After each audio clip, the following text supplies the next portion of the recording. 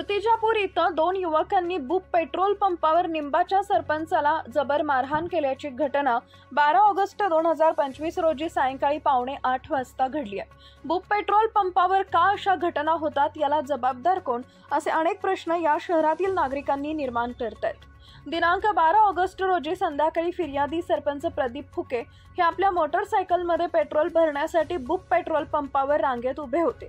त्यावेळी आरोपी वसीम आणि इम्रान यांनी संगनमत करून मोटरसायकल पुढे नेताना फिर्यादीच्या वाहनाला धक्का दिला।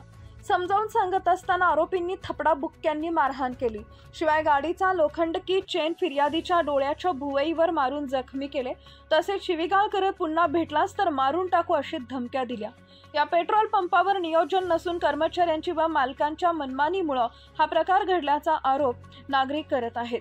प्रदीप दिलीपराव फुके वय वर्ष 28 राहणार निंबा तालुका मूर्तिजापूर जिल्हा अकोला यांनी दिलेल्या फिर्यादीनुसार आरोपी वसीम वय वर्ष 25 आणि इम्रान वय वर्ष 27 दोघेही राहणार रामखेडा तालुका मूर्तिजापूर यांच्यावर कलमे 118, 1, 115, 2, 352, 351, 2, 3-5 भारतीय दंड संहिताप्रमाणे गुन्हा दाखल करण्यात आलाय। पुढील तपास ठाणेदार अजित जाधव यांच्या मार्गदर्शनाखाली सुरू आहे।